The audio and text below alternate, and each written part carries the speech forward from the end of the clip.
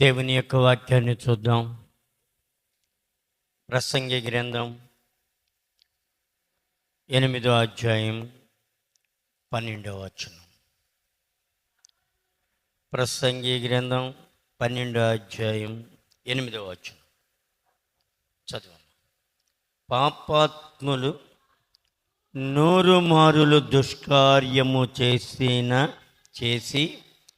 దీర్ఘాయుష్మంతులైనను దేవుని యందు భయభక్తులు కలిగి ఆయన సన్నిధికి భయపడు వారి క్షేమముగా నుందురనియు, భక్తిహీనులు దేవుని సన్నిధిని భయపడరు గనుక వారికి క్షేమము కలగదనియు, వారు నీడ వంటి దీర్ఘాయువును పొందుదురనియు నేనెరుగుదును.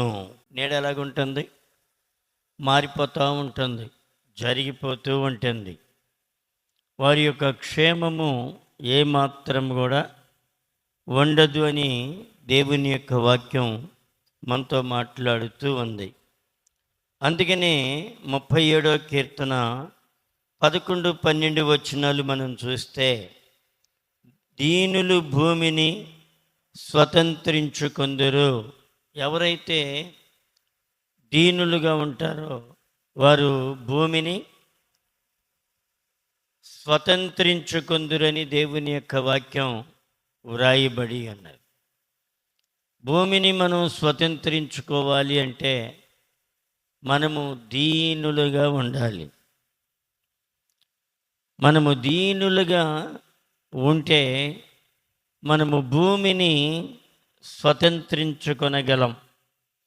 అందుకని ఇక్కడ దావీదు చెబుతూ ఉన్నాడు, దీనులు భూమిని స్వతంత్రించుకొందరు, బహుక్షేమము కలిగి సుఖించెదరు. ఒకటి భూమిని స్వతంత్రించుకుంటారంట, రెండోది బహుక్షేమము. క్షేమము వేరు, బహుక్షేమము వేరు. ఎలాగుంటారంట వారు? బహుక్షేమము కలిగి సుఖించెదరు. భక్తిహీనులు అనబడినటువంటి వారు నీతిమంతుల మీద దురాలోచనలు చేయుదురు, వారిని చూచి పండ్లు కొరుకుదురు. చూడండి ఏం చేస్తారంట? వారిని చూచి పండ్లు కొరుకుతూ ఉంటారట. స్టెఫను చూసి పండ్లు కొరికారా లేదా? కొరికారు. స్టెఫన్ ఏమన్నా వాళ్ళని దూషించాడా, తిట్టాడా, కొట్టాడా, ఏమన్నా మాట్లాడా? ఏం మాట్లాడలేదు.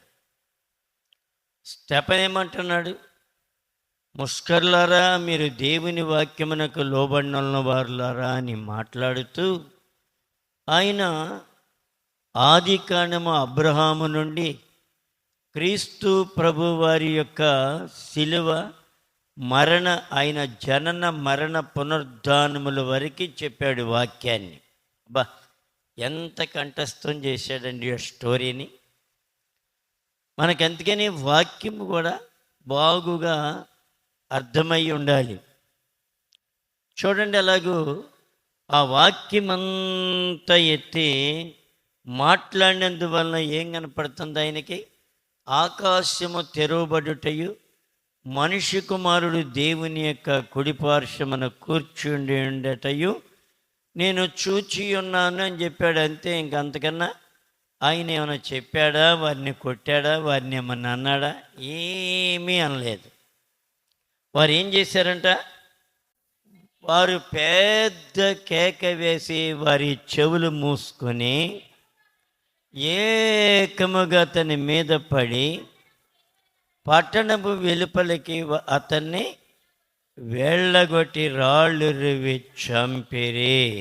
స్టెఫను యొక్క ప్రసంగాన్ని విని కోపముతో మండిపడి అతన్ని చూచి పండ్లు కొరికిరి. అబ్బా, నవ్వులేద్దామా మింగేద్దామా అనే స్థితికి వెళ్ళిపోయారట వాడు. అందుకని ఇక్కడ దావీదు కూడా చెబుతున్నాడు తన అనుభవంలో, భక్తిహీనులు నీతిమంతుల మీద దురాలోచనలు చేయుదురు, వారిని చూచి పండ్లు కొరుకుదురు. పండ్లు కొరుకుతూ ఉంటారట భక్తిహీనులు. ఎవరి మీద? నీతిమంతుల మీద, యథార్థపరుల మీద.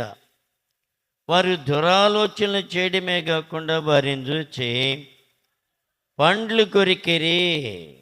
చూడండి, ఇలాగే స్టెఫను మీద కూడా కొరికారు, పండ్లు కొరికారు. చూడండి, మనము ఎల్లప్పుడూ కూడా దేవుణ్ణి మనము ఘనపరిచేటువంటి వారముగా, ఒకటి దీనులుగా మనం ఉన్నప్పుడు భూమిని స్వతంత్రించుకుంటాం. రెండవది బహుక్షేమము కలిగి సుఖించేదారు. క్షేమము, సుఖము, ఒకటి స్వతంత్రించుకున్నట. భక్తిహీనులైతే ఏం చేస్తున్నారంట? నీతిమంతుల మీద దురాలోచనలు చేసిరి, వారు పండ్లు కొరికిరి. చూడండి, అందుకని ఇక్కడ దావీదు తన అనుభవంతో రాస్తున్నాడు. 18 వచ్చిన మందులోనే మనం చూస్తే, నిర్దోషుల యొక్క చర్యలను యెహోవా గుర్తించుచున్నాడు. ఎవరు గుర్తిస్తున్నాడు మనల్ని? దేవుడు. మన చర్యలంతటిని గుర్తించేది ఎవరు? దేవుడు. అందుకని దేవుని ఎడల మనము భయము, భక్తి కలిగి ఉండాలని ఇక్కడ దేవుని యొక్క వాక్యం వ్రాయబడి ఉన్నది.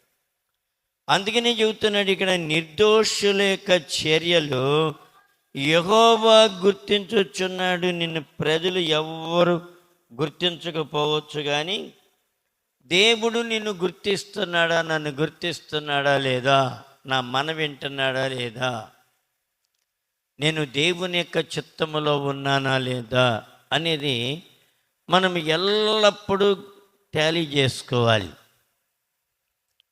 ఇక్కడ అంటున్నాడు, నిర్దోషుల యొక్క చర్యలు యెహోవా గుర్తించుచున్నాడు, వారి స్వాస్థ్యము సదాకాలము నిలుచును. ఏమవుతుందంట? ఎవరైతే నిర్దోషులుగా ఉంటారో దేవుడు గుర్తించి వారి స్వాస్థ్యం ఎలాగుంటుందంట? సదాకాలము నిలుచును. అంటే ఏంటి? నీ దగ్గర నుండి అది తొలగిపోదు. అది నీకు ఇవ్వబడింది ఎలాగుంటుంది? సదాకాలము నిలుచుద్ది అనమాట. లేకపోతే అది నిలవదు, రెక్కలు ధరించి ఎగిరిపోవును అని వాక్యం రాయబడి అన్నది. మనం భక్తిహీనులమైతే రెక్కలు ధరించి అది ఎగిరిపోతూ ఉంటుంది. అందుకని ఇక్కడ వారి స్వాస్థ్యము సదాకాలము నిలుచును, ఆపత్కాలమందు వారు సిగ్గు నొందరు. ఆపత్కాలమందు అంటే అది శ్రమ కావచ్చు, శోధన కావచ్చు, ఇరుకు కావచ్చు, ఇబ్బంది కావచ్చు. అలాంటి ఆపత్కాలమందు వారు ఏ మాత్రము కూడా సిగ్గు నొందరు అని దేవుని యొక్క వాక్యం మాట్లాడుతూ ఉంది. కరువు దినములలో వారు తృప్తి పొందుదురు, భక్తిహీనులు నశించిపోవుదురు.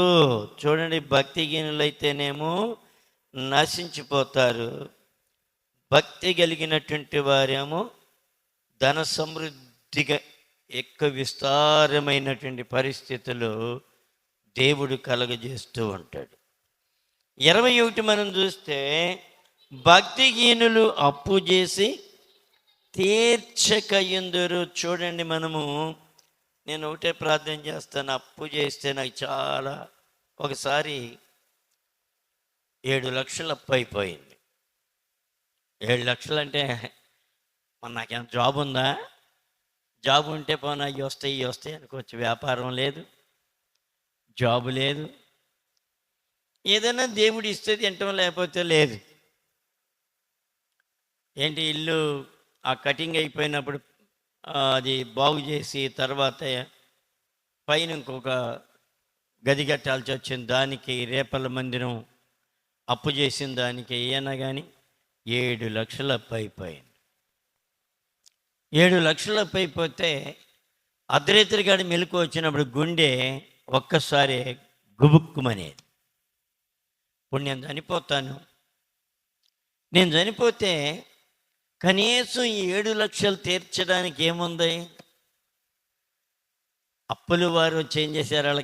ఆమెకి 2 పిల్లల్ని తీసుకుని పోవడానికి వస్తే ఆమె ఎలీషా దగ్గరికి వెళ్ళి ప్రాధేయపడింది. ఆమె పరిస్థితి కూడా అదే.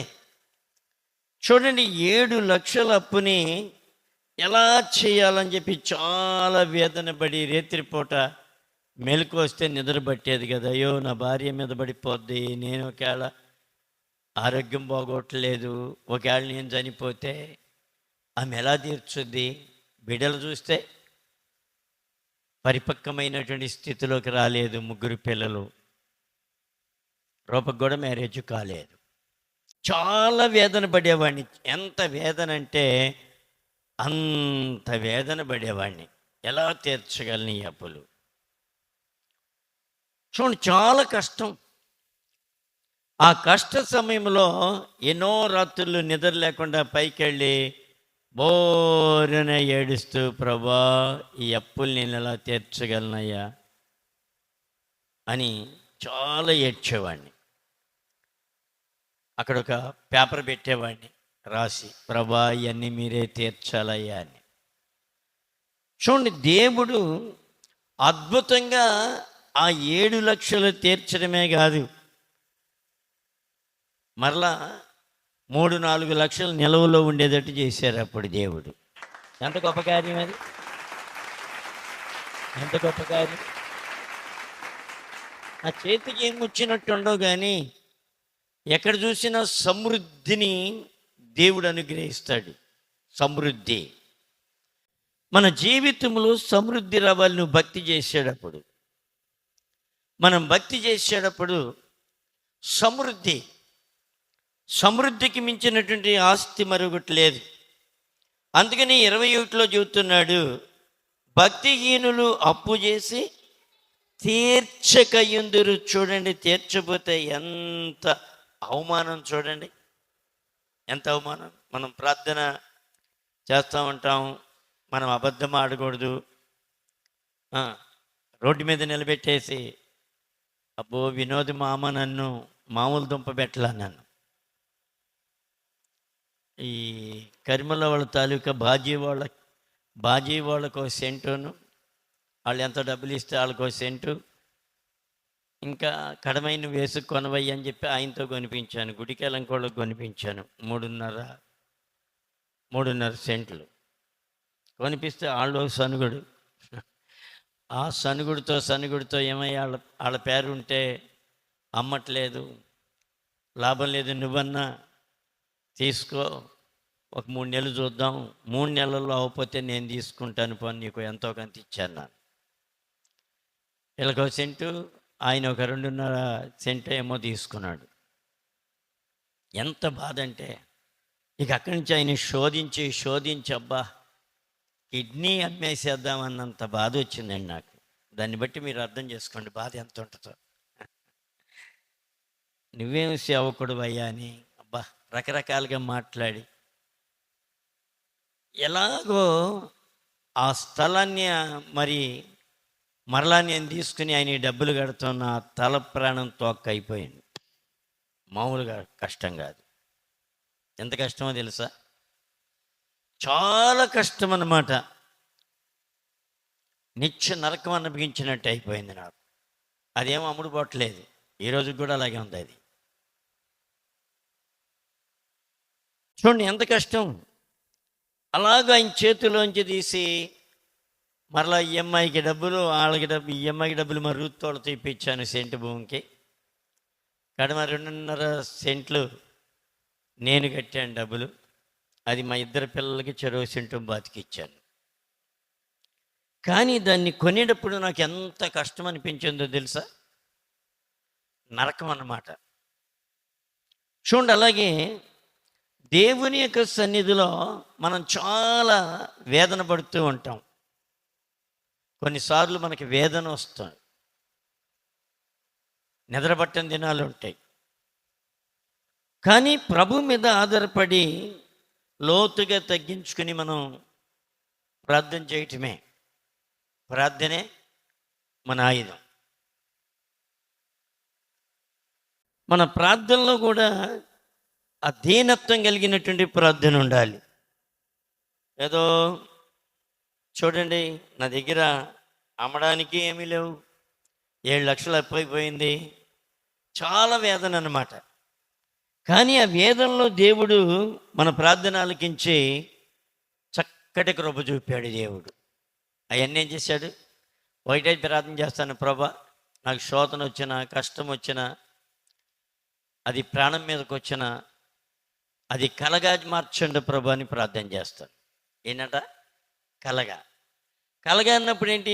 భయంకరమైనటువంటి ఒక కళ వచ్చింది. నేను ఎవడో నరికేసినట్టు పొడి చేసినట్టు వస్తాను. ఎలాగుంటుంది? చాలా అల్లాడిపోతూ ఉంటాం, మెలుగురు వస్తాయి. మెలుగు రంగిన కాసేపు గుండు కొట్టుకుంటూ తర్వాత ఏమనుకుంటాం? ఇది కల కదా, ఏముందిలే అని ఏం చేస్తాం? ఇంకో 2 గంటలు పోయిన తర్వాత దాన్ని మర్చిపోతాం. అలా ఉండాలి. మనకు వచ్చే శోధనలు కానీ, కష్టాలు కానీ, శ్రమలు కానీ అలాగుండేటట్టు మనం ప్రార్థన చేయాలి.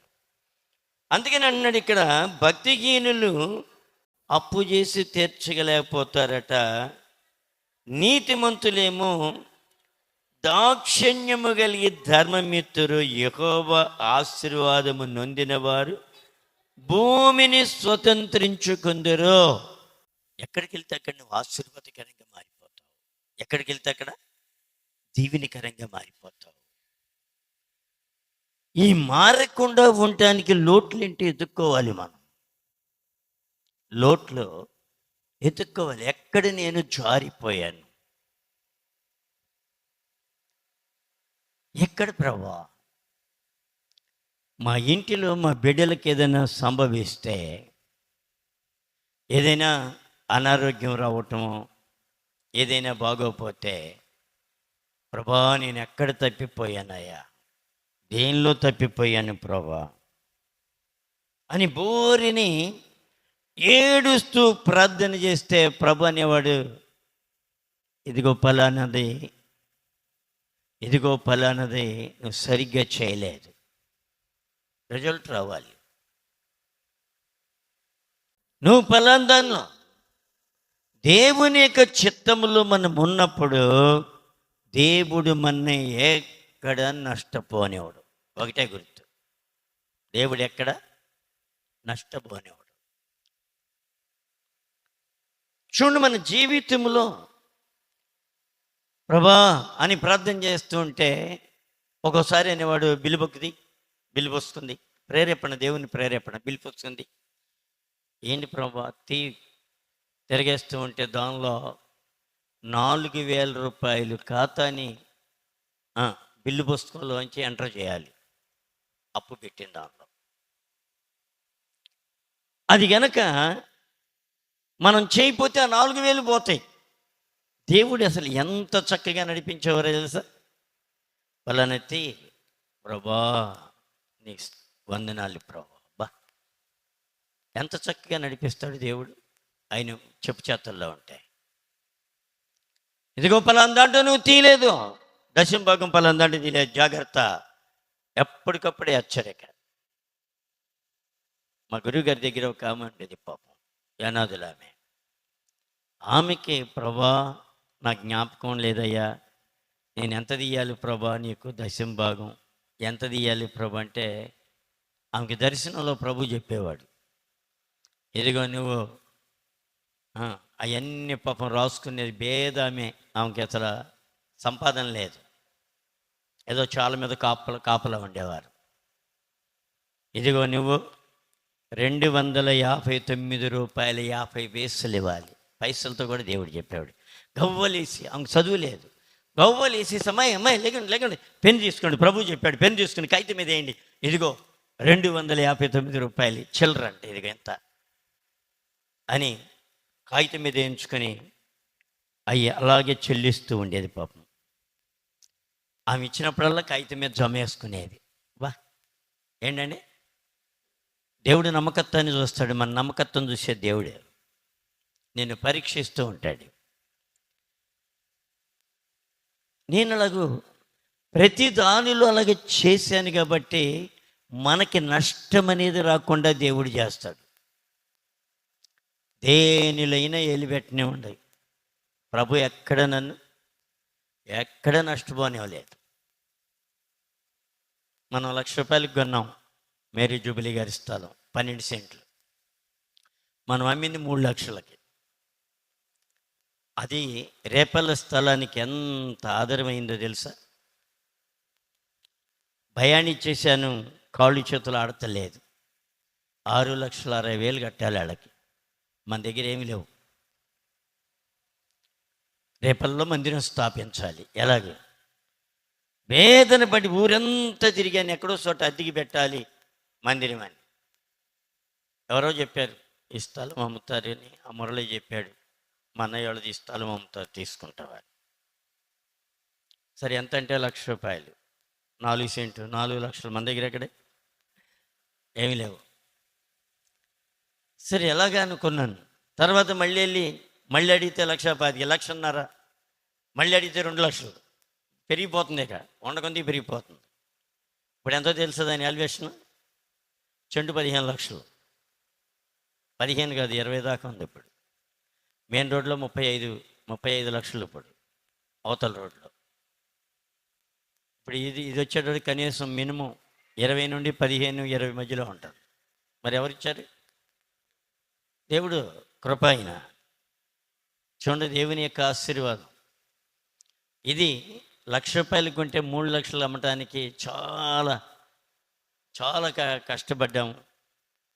అది ఇప్పుడు చేసే ప్రెసిడెంట్ గారే కొన్నారు దాన్ని. ఆ 3 లక్షలు షాప్ ఎత్తేస్తే దానిలో ఒక 1,00,000, 1,50,000 దానిలో షాప్ అమ్మేసాం. అదొక 1,00,000. ఎలాగో దాన్ని కొని తల ప్రాణం తోక్కొచ్చిందండి. నేను అన్నీ చేసినవన్నీ అలాగే కొన్నయ్యాయి. ఎవడన్నా మనకు దొర ఏమన్నా ఇచ్చాడా? కట్టలు కట్టి ఎవడేవలేదు. మన దేవుడు సజీవుడు.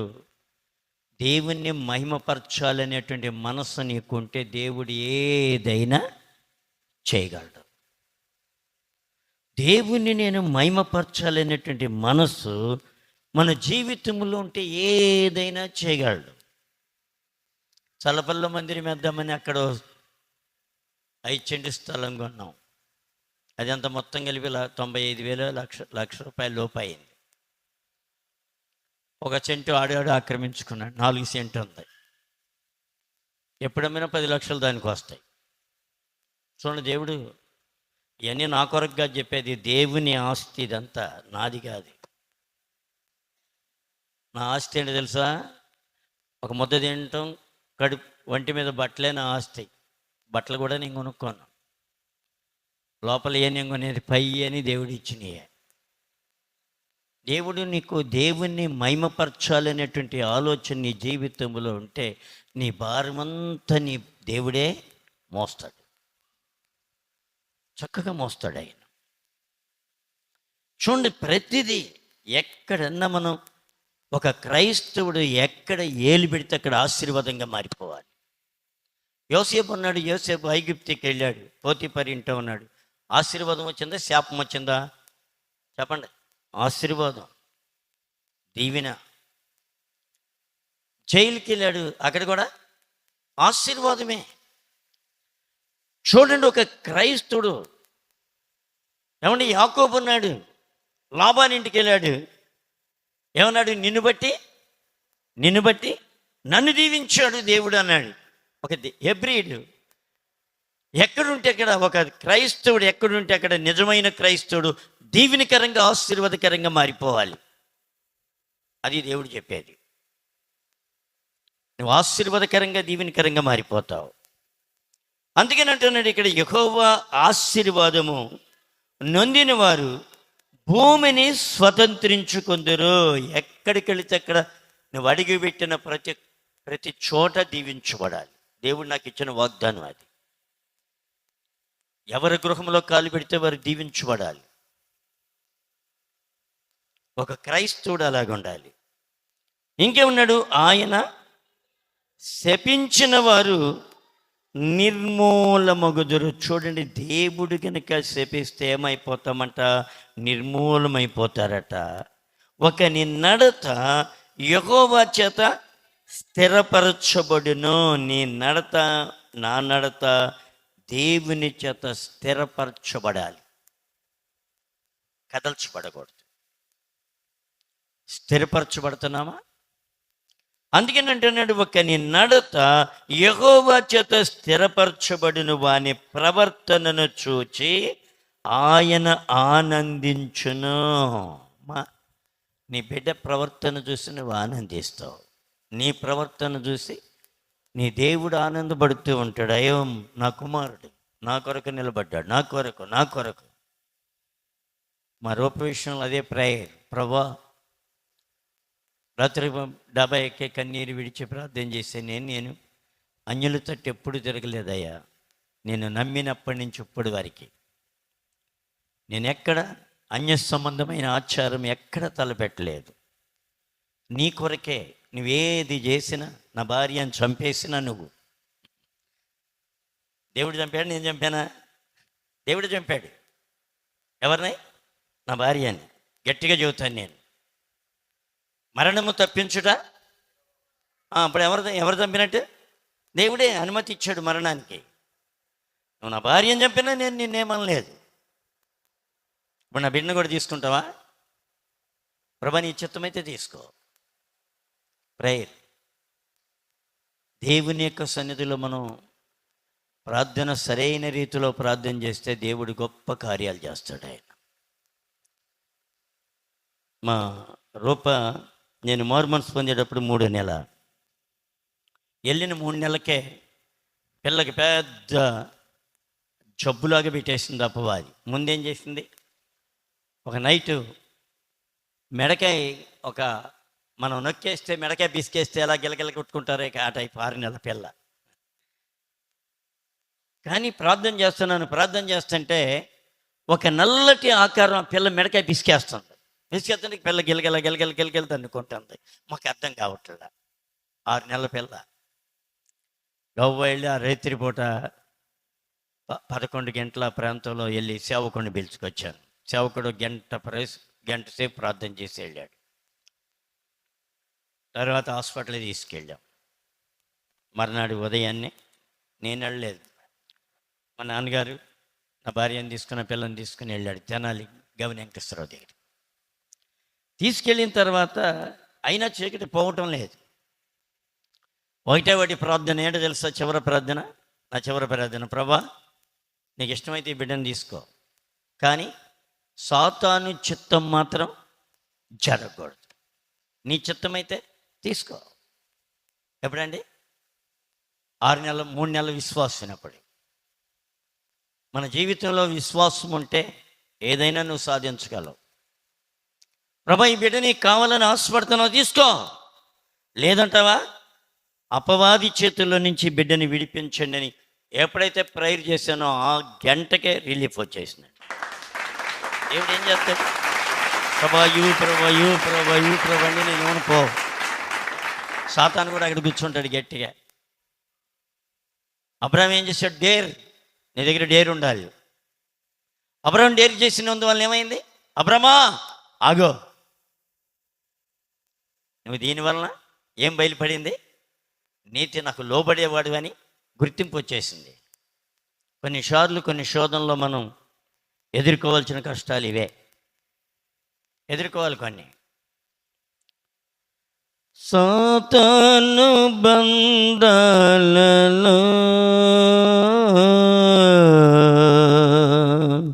జీవపుడంబాలలో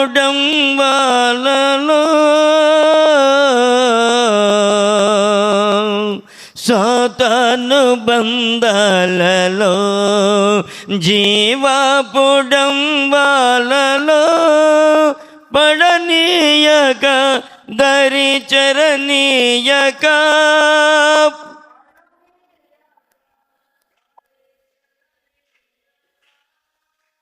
తన కృపలో నిరతంబునను నిల్పెనా. తన కృపలో నన్నెంతగానో ప్రేమించెను, నన్నెంతగానో కరుణించెను నా యేసుడు. నా పాపము నా శాపము తొలగించెను, నన్ను కరుణించెను, నన్నెంతగానో ప్రేమించెను. సాతాను బంధకాల్లో నుండి మనం విడిపించబడ. అందుకని ఇక్కడ అంటున్నాడు 22వ వచనంలో అన్నాడు, యెహోవా ఆశీర్వాదము నొందిన వారు భూమిని స్వతంత్రించుకుందురు, ఆయన శపించిన వారు నిర్మూలమగుదురు. ఒకని నడత యెహోవా చేతనే స్థిరపరచబడును, వాని ప్రవర్తన చూచి ఆయన ఆనందించును. నువ్వు దేవుణ్ణి ఆనందపరచాలి. నీవు నేను ఎవరైతే యేసుని వెంబడిస్తున్నారో వారు మనుషుల్ని ఆనందపరచకూడదు. ఎవరిని? దేవుణ్ణే ఆనందపరచాలి. దేవుణ్ణి. నీవు నేను దేవుణ్ణి ఆనందపరచగలుగుతున్నామా? అందుకని ఇంకేమంటున్నాడు, యెహోవా అతని చెయ్యి పట్టుకొని ఉన్నాడు. బా, ఆయన చేయి పట్టుకుంటే ఇంకా దానికన్నా ఇంకేమైనా కావాలంటే చెప్పండి. తండ్రి చేయి పట్టుకున్నాడు బిడ్డని, అడిగి భయం ఉంటుందా? భయం ఉంటుందా? ఏం భయం లేదు. మా మనవరాలు తాత నువ్వురా నా ఎందుకు నా భయం ఉండదు. నువ్వు ఉంటే, దేవుడు మనతో ఉంటే, మనం చేయబట్టుకుంటే ఎంత మంచిదో తెలుసా? అందుకని అంటున్నాడు ఇక్కడ, యెహోవా అతని చెయ్యి పట్టుకుని ఉన్నాడు కనుక అతడు నేలను పడినను లేవ లేక ఉండడు. చప్పట్లు కూడా మా ఇద్దాం దేవన్నే. క్రింద నీ జీవితం క్రింద పడిపోయినప్పటికీ కూడా హైలో పెడతాడు నేను తీసుకెళ్ళి. ప్రజలందరూ అనుకోవచ్చు నిన్ను ఎంతో ఎగతాళి చేయొచ్చు, హేళన చేయొచ్చు, చాలా హీనంగా మాట్లాడవచ్చు. కానీ దేవుడు వాని చెయ్యి పట్టుకొని ఉన్నాడు గనక వాడు నేలను పడినను లేవలేక ఉండడు. అదనమాట. నన్ను ఏమన్నారు తెలుసా? మారు మనసు పొందంగానే మైండ్ చెడిపోయింది అన్నారు. నైట్ టైం 12 గంటలకి దేవుని పరిశుద్ధాత్మ ద్వారా తాకపరచబడి దేవుని మందిరంలోకి కొన్నేళ్లకే తిరిగాను. నా భార్య ఐజక్కుని నీళ్ళు పోసుకుని మంచి గర్భిణీతో ఉంది. అప్పుడు ఏమన్నారు తెలిసి మైండ్ చెడిపోయింది ఈయనకి. చూడండి, దేవుడు పట్టుకోగానే ఎంత కలవరాలు వచ్చేసినంటే అంత కలవరాలు వచ్చేసింది. ఇంటికి వెళితే మా నాన్న ఏమనేవాడు, ఇడికి పౌనకం వచ్చేసింది అనేవాడు. దేవుని పరిశుద్ధాత్మ వదిలేది కదండి, పట్టుకుని దొరలాడుతూ ఉండేది. దొరలాడేవాడిని మందిరం అంతా. వాక్యం అయిపోయేది. దేవుని పరిశుద్ధాత్మ నన్ను వేలాడించేసేది. దేవుని సేవకుడు ఎప్పుడు కానుక పట్టేవాళ్ళు, ఎప్పుడు ప్రజలను తెలిపేవారో తెలిసేది కాదు.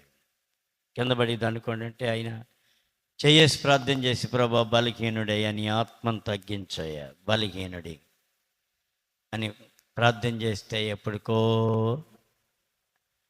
లేచి ఇంటికి వెళ్ళేవాడిని. ఎరా ఏంటి పౌనకం వచ్చిందంటగా. చూడండి, అపహాస్యం. కానీ దేవుని యొక్క మహాకృపను బట్టి నా తల్లిని తండ్రిని నా వాళ్ళందరినీ పట్టుకునే కృపనిచ్చాడు. ఎవరైతే ఎగతాళి చేశారో వాళ్ళందరూ నా దగ్గరికి వచ్చి సాగిలిబడి చేతులు ఎంచుకుని ప్రార్థన చేయించుకున్నారు చక్కగా. చూడండి, దేవుడు ఎంత కృప కలిగిన వాడు. దేవుడు ఏమన్నాడు, క్రింద పడిన నేలను పడినను లేవలేక ఉండడు. నేను చిన్నవాడినయ్యుంటిని ఇప్పుడు ముసలివాడనై ఉన్నాను, అయినను నీతిమంతులు విడవబడుట గాని వారి సంతానము భిక్షమెత్తుట గాని నేను చూచి ఉండలేదు. ఏమ్మా, మన దేవుడు ఎలా అంటాడు?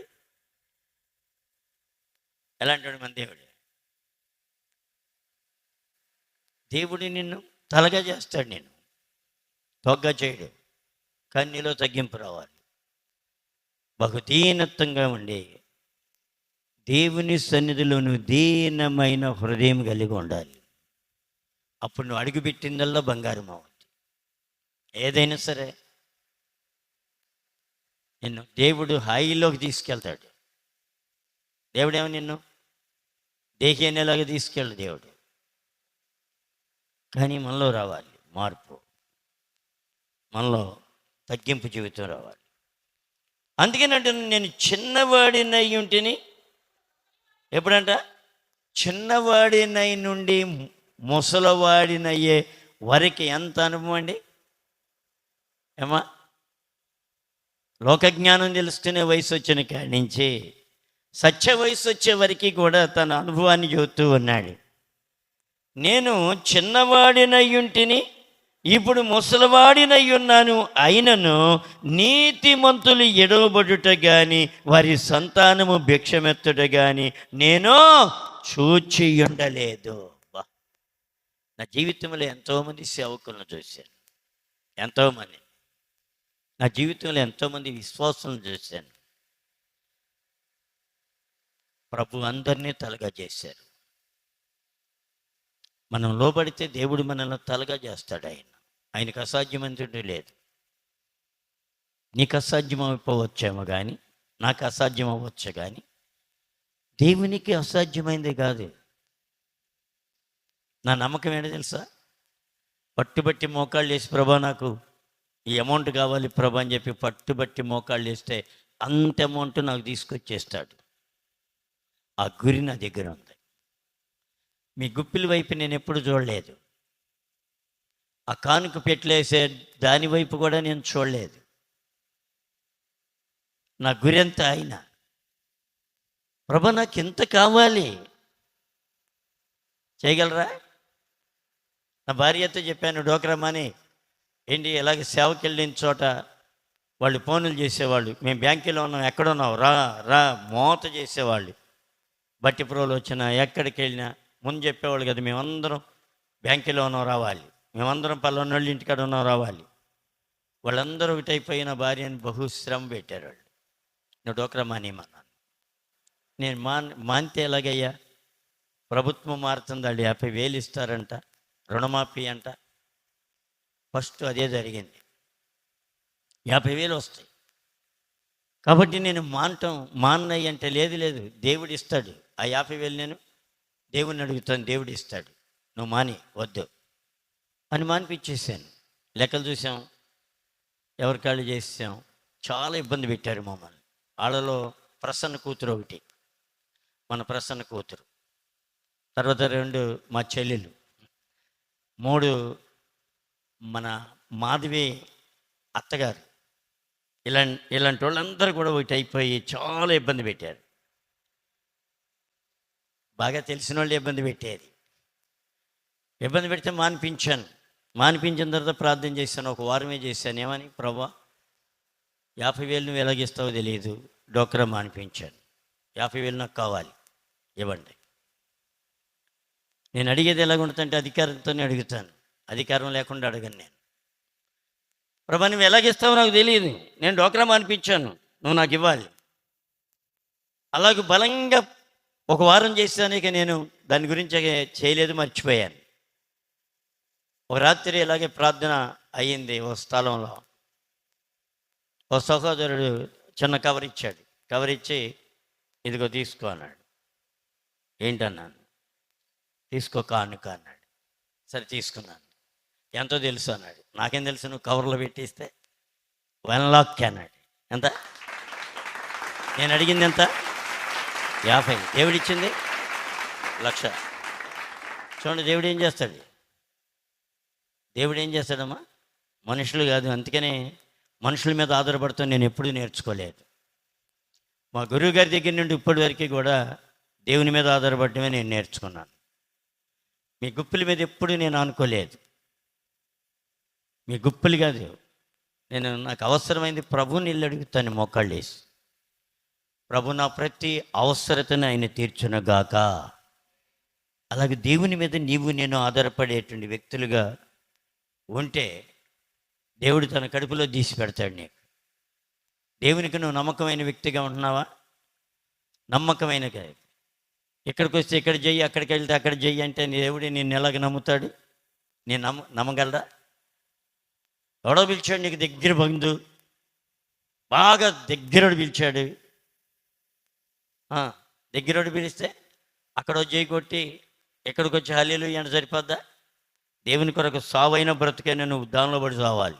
అప్పుడు దేవుడు నిన్ను నమ్మి నీకు ఎంతైనా పెడతాడు ఆయన. నువ్వు నమ్మట్లేదు ఆయన. నువ్వు ముఖప్రీతి కోరుతున్నావు. నువ్వు ముఖప్రీతి కోరి అటు ఇటు యాక్షన్ చేస్తున్నావు కాబట్టి నీకు వచ్చే ఆశీర్వాదాలు అన్నీ పోతున్నాయి, నీకు వచ్చే దీవెనలు పోతున్నాయి. అందుకనే మనం చేతులారా దెబ్బలు తినేది దేనికో తెలుసా? దేవునికి భయపడినందు వలన, దేవుని ఎడల భయభక్తులు చూపినందు వలన, దేవునికి విధేయత చూపినందు వలన, దేవుణ్ణి మనం గణపరచలేనందు వలన. దేవుణ్ణి ఎల్లప్పుడూ నేను గణపరచాలి. అందుకని ఏమంటాడు? నన్ను గణపరచువారిని నేను గణపరుస్తున్నాను. వాళ్ళు నా పెళ్ళికి వచ్చారండి, నేను వాళ్ళ పెళ్ళికి వెళ్ళాలంటే నువ్వేం గణపరిచినట్టు దేవుణ్ణి చెప్పండి? మా అమ్మగారు నేను మారు మనసు పొందంగానే మా ఇంటి ఎదురుకుండా ఒక వివాహం అడుగుతుంటే, ఒరే నీ పెళ్ళికి వచ్చి వాళ్ళు ఫలానా చదివిచ్చారు, నువ్వు వెళ్ళాను. నేను బతికున్నానప్పుడు వాళ్ళు చదివిచ్చారు, ఇప్పుడు నేను చచ్చిపోయాను, నేను వెళ్తున్నాను. అవునా కదా? చచ్చిపోయాము, ఇప్పుడు బతికున్నాం మనం. మీరు బతికున్నారు, నేను చచ్చిపోయాను. ఎందుకో తెలుసా? మీరు అప్పుడప్పుడు తోక జాడిస్తూ ఉంటారు కాబట్టి.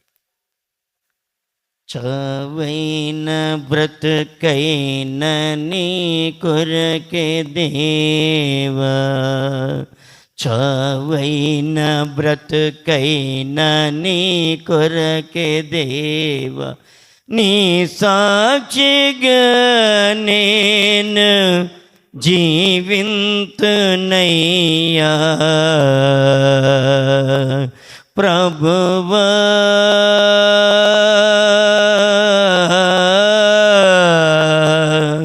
కాచితివి ఇంతకాలం, కాచితివి ఇంతకాలం. అమ్మా, చావైనా బ్రతుకైనా. అమ్మగారు అంది, అరే నువ్వు తీసుకున్నావు, అప్పుడు చదింపు వస్తే ఇప్పుడు నువ్వు వెళ్ళి పెట్టనంటావేంటి? నేను ఎడను పెట్టను. చూడండి, మొన్న ఎవరు అంటున్నారు, ఎక్కడ ఎవరికి ఇస్తానండి, సందా ఇచ్చేసానండి నేను. ఏంటంట? వాడెవడో బాగా దోస్తు, వాడెవడో బాగా దోస్తు, వాడి వల్ల ఈడు మేలు పొందుతున్నాడు. ఆ సందా ఇచ్చేస్తే ఏమవుద్ది? ఏమవుద్దమ్మా? అప్పటి నుంచి బాగోట్లేదండి. ఎలా బాగుంటుంది? అందుకని అన్నాడు, నా మహిమను విగ్రహానికి చెందనివ్వను అన్నాడు. మరి దేవుని మహిమపరుస్తున్నావా? దేవుని గణపరుస్తున్నావా? దేవుని మహిమపరచడం అంటే అదే, మరి నిలబడాలి. నా పెళ్ళికి చాలామంది బంధువులు వచ్చి నలిగేశారు. నేను కూడా వెళ్ళి వాళ్ళకి నలిగైనా లేదు, అది కాదు. దేవుని కొరకు నువ్వు నిలబడాలి. అందుకని అన్నాడు, వారి సంతానము భిక్షమెత్తుడే కానీ నేను చూచి ఉండలేదు. దినమెల్ల వారు దయాళురై అప్పిచ్చుచుందురు. ఎలాగండి? దినమెల్ల వారు దయాళులై అప్పిచ్చుచుందురు. చూడండి, దేవుడు ఎంత నిన్ను అప్పిచ్చేవారిగా చేస్తాడు, అప్పు తీసుకునేవాడిగా చేయడు. ఏంటి ప్రభా అని చెప్పి తగ్గించుకోవాలి మనం. ప్రభా ఎందుకు ఇలాగ జరిగింది అంటే దేవుడు మనకి చూపిస్తాడు, అన్నీ నేర్పిస్తాడు మనకి. ఈ లోట్లు, మన లోట్లన్నీ మనకు చూపిస్తాడు ఒప్పుకునే మనసుంటే. కప్పుకునే మనసుంటే దేవుడు ఎప్పుడు జీవించడు, బయలుపరచడు. అందుకని అన్నాడు ఇక్కడ, దినమెల్లా వారు దయాళులై ఆపిచ్చుచుందురు, వారి సంతానపు వారు ఆస్వాదింపబడుదురు. చూడండి ఎంత ఆశీర్వాదాన్ని దేవుడు ఇస్తాడో తెలుసా మీకు? మనమే చేతులారా పోగొట్టేసుకుంటున్నాం ఆశీర్వాదాన్ని, దీవెనను. మనకు వచ్చేదంతా వాడు కొట్టేస్తున్నాడు. షాపులో బేరం ఉండలేదు, ఒకసారి దిగేవాళ్ళాడు, ఎక్కేవాళ్ళాడు. షాపులో బేరం అస్సలు ఉండలేదు. ఏం చేయాలి? ఎదురుగుండా కొట్లోనేమో కిటకిటకిటకలు ఆడిపోతుంది. ఎలాగుంటుంది? సమ్మగా ఉంటుంది మనకి. ఎలాగుంటుంది? నామర్ద వాడు కళకళలాడుతూ అమ్ముతూ మన దగ్గర ఎక్కేవాడు దిగేవాడు లేకపోతే నామర్దా పడి సావాలన్నమాట. మొగుడు కొట్టిన దానికి కాదు, తోడుకోళ్ళు నవ్విన దానికి ఎంత బాధపడతారో ఆ వ్యాపారం చేసే వాళ్ళకే తెలుస్తుంది. అది మీకు తెలియదులే. ఏమవుద్ది? చాలాది చిన్నతనంగా అయిపోతాయి. ప్రభు దగ్గరికి వెళ్ళాను, మోళి వేసుకున్నాను, కూర్చున్నాను. ప్రభా, నాకు ఇస్తేనే కదా నీకు ఇచ్చేది. నువ్వు నాకు ఇస్తే నేను నీకు ఇస్తాను. నేను లోకంలో ఉండగానే చక్కగా వ్యాపారం చేసుకున్నాను, ఇప్పుడు ఎందుకు లేదు బేరం? లేకపోవడానికి కారణం ఏంటి? ప్రభు అని చెప్పి బోరుని ఏడ్చేసాను ప్రభు దగ్గర. ప్రభు వాళ్ళేమో వాళ్ళ మీద అసూయపడి కాదు, అమ్మేవాడికి అమ్మనోను చూసినప్పుడు ఎలాగ ఉంటాయి? సంతోషం ఉంటుంది, వాడికి ఆనందం ఉంటుంది. మనకేమో లోపల లోపల పైకి నవ్వుతామే కానీ లోపలంతా ఏడుపు దుఃఖం ఉంటుంది. వెళ్ళి ప్రభుని అడిగాను, ఏంటి ప్రభా ఇలాగ వ్యాపారం లేదు, లోగడే మారు మనసు పొందక ముందు ఎంత వ్యాపారం ఉండేదయ్యా. ఎందుకని లేదు? లోకంలో నీవు నేను ఉండగా బాగానే ఉంటాయి. ఇప్పుడు అడుగడిగిన బ్రేకులు ఉంటాయి, మనకి మలుపులు ఉంటాయి అని ప్రభుని అడిగాను. ప్రభుని అడిగితే ప్రభు ఆ రాత్రి ఒక దర్శనం చూపిస్తున్నాడు. ఏంటో దర్శనం? కౌంటర్ లోపల నేనుండాను, బయటేమో స్టూల్ చేస్తుంటే కౌంటర్ ఉంటుంది. ఆ స్టూల్ మీద ఒక పసుపు బట్టలోడు కూర్చున్నాడు. కూర్చుని ఏం చేస్తున్నాడు? వచ్చిన వాళ్ళందరినీ, ఓ ఇక్కడ అసలు మంచి ఏమి ఉండవు, నువ్వు అదిగో ఆ షాప్లోకి వెళ్ళండి అని ఈడు పంపిస్తున్నాడు ఇక్కడ నుండి. చూడండి దేవుడు ఎంత చక్కగా జీవిస్తాడు. సాతాను కనపడకుండా నేను దెబ్బకూడదు, నీ ఆశీర్వాదానికి గండి వేసేస్తా, నీ దీవెనలకు గండి వేసేస్తా. దేవుడు చూపిస్తున్నాడు. పసుపు బట్టలు వేసుకున్నాడు, వాడు కూర్చున్నాడు. మనకు షాపులోకి వద్దామని అలాగ గడప దాటే ప్రతి వారిని కూడా ఏమన్నాడు? ఇక్కడ కాదు అక్కడికి వెళ్ళండి, మంచి బట్టలు ఉంటాయి, ఇక్కడ అసలు మంచిగా లేవని వాడు బోధ చేస్తున్నాడు. వచ్చిన వాళ్ళు అలాగే వెళ్ళిపోతున్నారు.